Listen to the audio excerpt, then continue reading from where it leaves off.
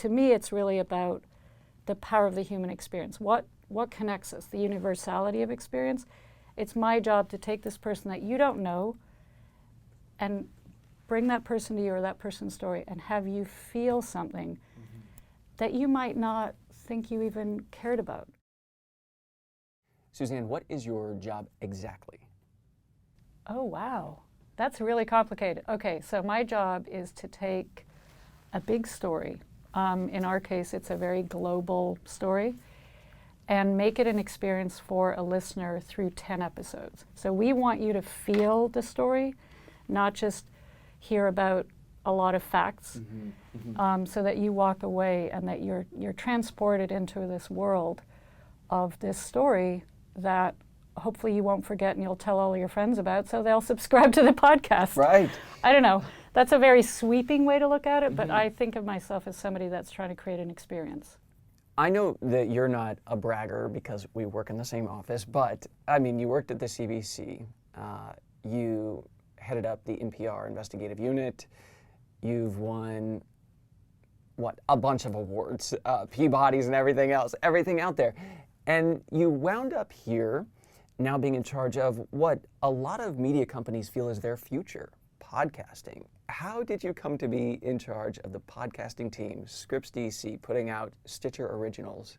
So I was really lucky. I worked at Canadian Broadcasting, and my first job in the field was a field producer. And I was able to experience some amazing historical moments. When you are experiencing these major moments, what I always felt is what's my job as a journalist is to bring to the listeners in Canada or the US the experience from the people who are going through these incredible moments.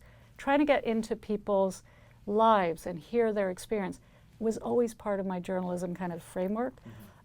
So I ended up working kind of in a multi-platform way, but rooted in audio and multi-platform storytelling and multimedia. So I think the documentary making, the kind of immersive nature of the way that I work has been there from the beginning.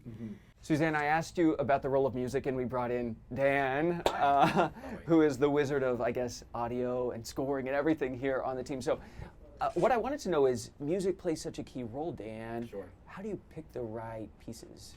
Well, in this case, for this project, we were blessed to have the talents of a really amazing composer, Allison Leighton Brown. But I want you to listen for the different moods and the different ways in which a story is absolutely being told clear as day, strictly through the music here.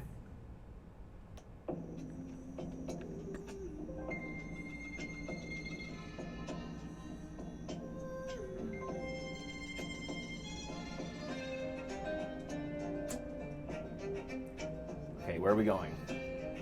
I feel like we're on a trip. Yeah, it's like, look for it. Yeah. Something surprising, something a little crazy. Yeah. Mystery. Hopeful. Take us home. Okay. So, I mean, I've got goosebumps. Yeah. I've heard that a Yeah. 1,000 times, and it still gives me goosebumps every time I hear it. Happy. Yeah, I mean, it's a story in itself. It's drama, it's And it's not depressing. danger. No, it's not depressing, but it gives you a number of emotions Yeah. right off the bat. So that's the first Rich. piece of music that you'll hear in full in the show, and we'll repeat that theme in different ways, in some ways obvious, in some ways subtle, throughout the body of the series. If I'm walking around and have this idea for a podcast and think, like, why has nobody done this? I want to do that. How would I get started? And to be successful? If your goal is to get the mainstream audience or the next, if you want to be the next true crime podcast that somebody's really going to listen to, of course, you have to stand out. So there's only two ways to stand out. One is you have a story no one else has, that's no one else has told. And you also tell it a way that really grabs people. I think the podcast listeners are extremely patient and very loyal. And if they can hear that you're authentically trying to tell them a story in a new way, chances are they're going to actually come to you because they're coming into podcasting because they love stories.